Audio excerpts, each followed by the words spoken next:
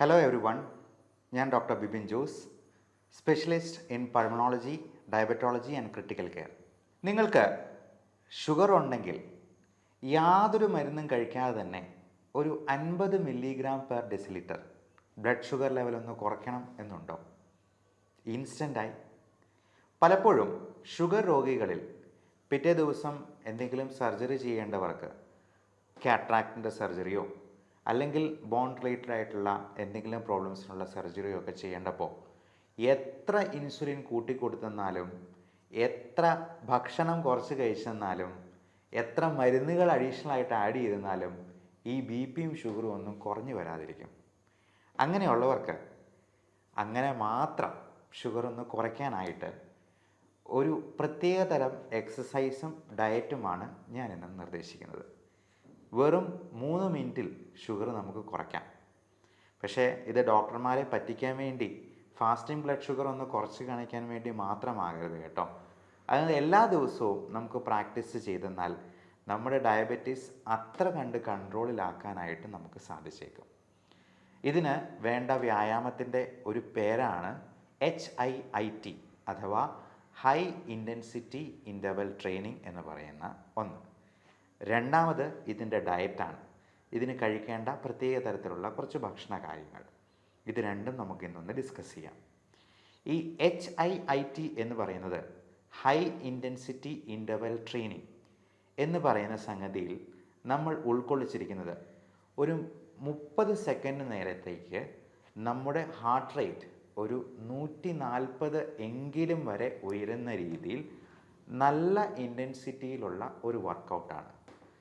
30 second എന്ന് പറയുന്നത് അരമിനിറ്റേ ഉള്ളൂ എന്നുള്ളത് നമുക്ക് പ്രത്യേകം ഓർക്കാം. ഈ 30 സെക്കൻഡ് നേരത്തേക്ക് നല്ല ഇൻറ്റൻസിറ്റിയിലുള്ള ഒരു എക്സസൈസ്, അത് ഒരു സ്കിപ്പിംഗ് ആകാം, അല്ലെങ്കിൽ നല്ല സ്പീഡിലൊന്ന് ഓടുന്നതാകാം, അതല്ലെന്നുണ്ടെങ്കിൽ ഒരു 20 പുഷപ്പ് എടുക്കുന്നതാകാം, അല്ലെങ്കിൽ 20 സ്ക്വാറ്റ്സ് വിത്ത് ജമ്പിങ് അപ്സ് ഇതാകാം. ഇങ്ങനെ എന്തെങ്കിലും ഒരു എക്സസൈസ് വഴി നമ്മുടെ ഹൃദയത്തിൻ്റെ താളക്രമം നല്ല രീതിയിൽ കൂട്ടി ഒന്ന് ട്രെയിൻ ചെയ്ത് നോക്കൂ.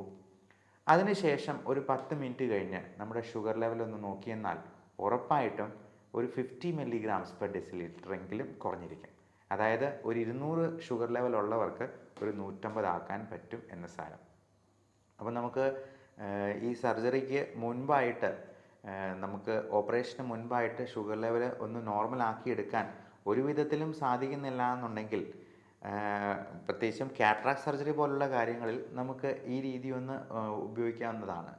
കാര്യം, ഒന്ന് സ്ക്വാറ്റ്സ് എന്ന് പറയുന്ന സിറ്റപ്സ് ചെയ്യാനായിട്ട് പലപ്പോഴും വലിയ പ്രശ്നമൊന്നും ഉണ്ടായിരിക്കത്തില്ല. ഓൾഡ് ഏജിലാണെങ്കിലും നമുക്കത് എഫക്റ്റീവായിട്ട് ചെയ്യാൻ കഴിയുന്നതാണ്. അതോടൊപ്പം ഇതിന് ഉപയോഗിക്കേണ്ട ഒരു ഭക്ഷണക്രമത്തെക്കുറിച്ചും കൂടി നമുക്കിന്ന് ഡിസ്കസ് ചെയ്യാം. നമ്മുടെ ഷുഗർ കൺട്രോൾ ചെയ്യാനായിട്ട് നമ്മൾ തന്നെ ശ്രമിക്കണം എന്നുള്ളതാണ് ഇതിനകത്ത് ഏറ്റവും പ്രധാനമായിട്ടും ഉള്ള സംഗതി. അതിന് ഒരു ഡോക്ടർ എത്രയധികം ഉപദേശങ്ങൾ പറഞ്ഞെന്നാലും എത്രയധികം മരുന്നുകൾ കൊടുത്തെന്നാലും സാധിക്കുകയില്ല.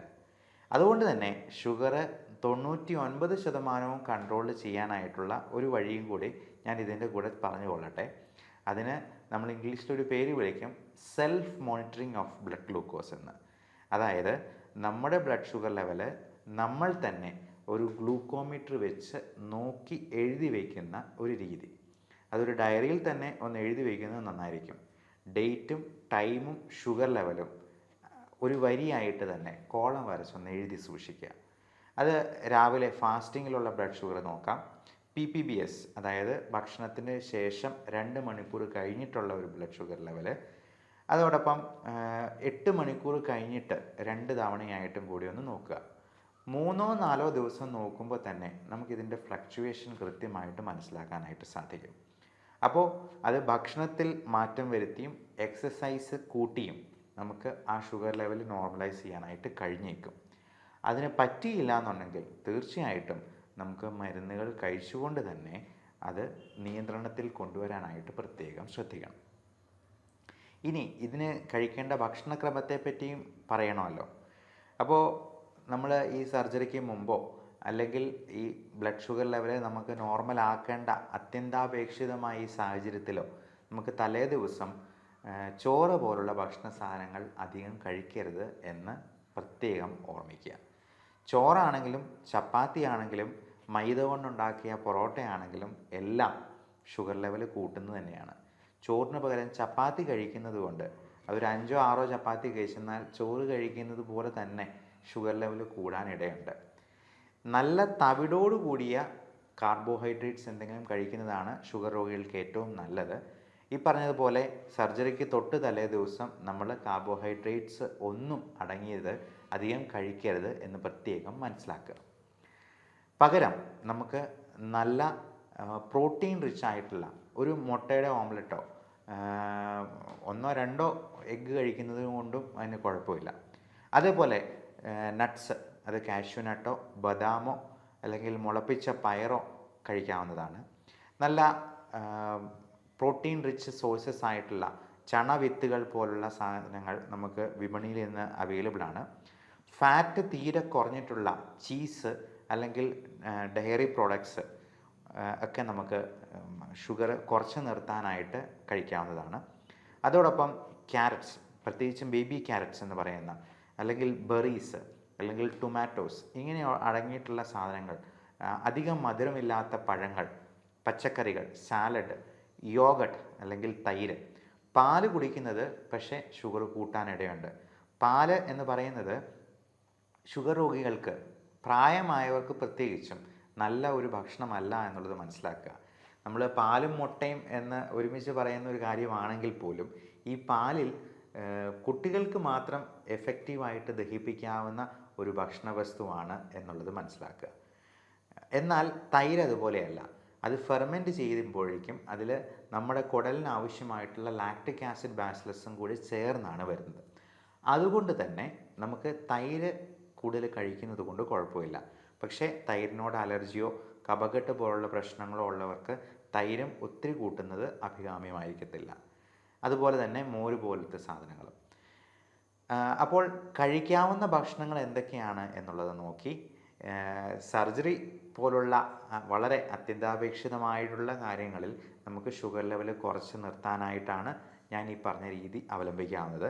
നമുക്ക് ഇത് ഡെയിലി ഇങ്ങനെ തന്നെ അത്താഴത്തിന് നമ്മൾ കാർബോഹൈഡ്രേറ്റ്സ് പൂർണ്ണമായിട്ടും ഒഴിവാക്കിക്കൊണ്ട് സാലഡ് മാത്രം കഴിച്ചുകൊണ്ട് ഈ രീതി പിന്തുടർന്ന് നമ്മുടെ ഷുഗറിനെ വരുതിയിലാക്കാനും കഴിയും. ഈ ഷുഗർ കൺട്രോളിലാണോ എന്നുള്ളത് നമുക്ക് എങ്ങനെ മനസ്സിലാക്കിയെടുക്കാം? ഞാൻ ഈ പറഞ്ഞ രീതിയൊക്കെ പരീക്ഷിച്ചിട്ട് നിങ്ങളെ ചികിത്സിക്കുന്ന ഡോക്ടറെ പറ്റിക്കാം എന്നങ്ങ് ധരിച്ച് കളയരുത്. അങ്ങനെയുള്ളവരെ പിടിക്കാനായിട്ട് നമുക്കൊരു ടെസ്റ്റ് ഉണ്ട്. HbA1c എന്നാണ് പറയുക. അത് 3 മാസത്തെ ആവറേജ് ഷുഗർ ലെവലാണ് നമുക്ക് കാണിച്ചു തരുന്നത്. ഈ HbA1c പ്രമേഹമില്ലാത്ത ഒരു വ്യക്തിക്ക് 5.7 താഴെയായിരിക്കും. പ്രമേഹമുണ്ട് എന്നാൽ നല്ല കൺട്രോളിലാണെങ്കിൽ മാക്സിമം ഒരു 7-7.5 വരെ ഈ HbA1c ഉണ്ടാകത്തുള്ളൂ. 7.5ക്ക് മുകളിലാണെങ്കിൽ കഴിഞ്ഞ 3 മാസത്തെ ആവറേജ് ഷുഗർ ലെവല് ഒരു 200-250 മുകളിലാണ് എന്നുള്ളത് ഡോക്ടർക്ക് കണക്ക് കൂട്ടാനായിട്ട് സാധിക്കും. അതുകൊണ്ട് അന്നത്തെ ദിവസത്തെ ഫാസ്റ്റിംഗ് ബ്ലഡ് ഷുഗർ മാത്രം കുറച്ച് കാണിച്ചത് കൊണ്ട് യാതൊരു പ്രയോജനവുമില്ല എന്ന് പ്രത്യേകം ഓർമ്മിപ്പിക്കുന്നു. അപ്പോൾ അങ്ങനെ HbA1c ഒത്തിരി കൂടുതലാണെങ്കിൽ നമുക്ക് ലൈഫ് സ്റ്റൈൽ മോഡിഫിക്കേഷൻ മാത്രം പോരാതെ വരും.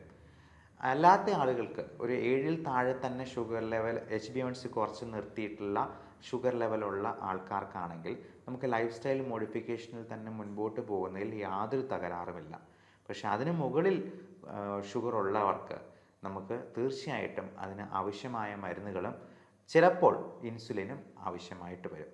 ഈ ഇൻസുലിൻ ഒരുപാട് ദൂഷ്യവശങ്ങളുള്ളതല്ലേ എന്നുള്ള ചോദ്യം ചോദിക്കുന്നവർക്ക് അഡ്വാൻസ് ആയിട്ട് പറഞ്ഞുകൊള്ളട്ടെ, ഇൻസുലിൻ എന്ന് പറയുന്നത് നമ്മുടെ ശരീരത്തിൽ നോർമലി ഉൽപ്പാദിപ്പിക്കുന്ന ഒരു ഹോർമോണാണ്.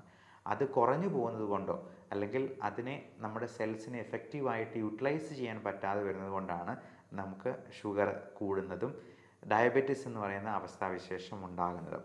അപ്പോൾ ഇൻസുലിൻ പുറമേ നിന്ന് സപ്ലിമെൻറ്റ് ചെയ്യുന്നതിന് യാതൊരു തകരാറുമില്ല. അത് കൃത്യമായിട്ട് എടുക്കേണ്ടവരിൽ എടുക്കുക തന്നെ വേണം എന്നുള്ളതും പ്രത്യേകം മനസ്സിലാക്കുക.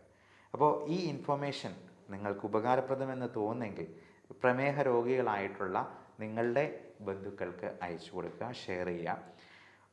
പ്രായമായ നിങ്ങളുടെ പേരൻസിന് 2 പേർക്കും ഡയബറ്റീസ് ഉണ്ടെങ്കിൽ മക്കൾക്കും ഡയബറ്റീസ് വരാനുള്ള സാധ്യത 80%-ത്തിലേറെയാണ് എന്നുള്ളതും പ്രത്യേകം മനസ്സിലാക്കുക. അതുകൊണ്ട് ഈ രീതി നിങ്ങൾക്ക് ഇപ്പോൾ തന്നെ തുടങ്ങാവുന്നതാണ്. പലപ്പോഴും മണിക്കൂറുകളോളം ജിമ്മിൽ ചിലവഴിക്കാനായിട്ട് നമുക്ക് പറ്റിയെന്ന് വരത്തില്ല. അപ്പോൾ ഷുഗർ ലെവൽ കുറയ്ക്കുന്ന രീതിയിലുള്ള ഭക്ഷണം അറ്റ്ലീസ്റ്റ് ഡിന്നറിനെങ്കിലും നമുക്ക് അങ്ങനെ ആക്കാനായിട്ട് ശ്രമിക്കുക. ഈ പറയുന്ന മണിക്കൂറുകളോളം ജിമ്മിലുള്ള വ്യായാമം ഇല്ലാതെ തന്നെ നമുക്ക് ഇൻ്റർവെൽ ഇട്ടുകൊണ്ട് തന്നെ ഈ HIIT നമുക്ക് ജീവിതത്തിൽ പകർത്തിക്കൊണ്ട് നമ്മുടെ ഷുഗർ കുറച്ച് നിർത്താനും അതോടൊപ്പം നമ്മുടെ വെയിറ്റ് റെഡ്യൂസ് ചെയ്ത് നിർത്താനായിട്ടും പ്രത്യേകം ശ്രദ്ധിക്കുക. ഇപ്പോൾ മാൽന്യൂട്രീഷൻ അല്ല, മോൾ ന്യൂട്രീഷനാണ് മിക്ക രോഗങ്ങൾക്കും കാരണം. അതായത് പോഷകാഹാരത്തിൻ്റെ കുറവല്ല, പോഷണം കൂടിപ്പോയതുകൊണ്ടുള്ള പ്രശ്നങ്ങളാണ് പലരിലും അസുഖങ്ങൾ ഉണ്ടാക്കുന്നത് എന്ന് നമുക്ക് എല്ലാവർക്കും അറിവുള്ളതാണ്. So everyone stay healthy. ഈ വിഷയത്തെപ്പറ്റി എന്തെങ്കിലും സംശയങ്ങളുണ്ടെങ്കിലോ ടെലിമെഡിസിൻ ആവശ്യമുള്ളവർക്കോ ഈ കാണുന്ന നമ്പറിൽ വാട്സപ്പിൽ ബന്ധപ്പെടാവുന്നതാണ്. 9567710073 എന്ന നമ്പർ നോട്ട് ചെയ്ത് വയ്ക്കാവുന്നതാണ്. Thank you.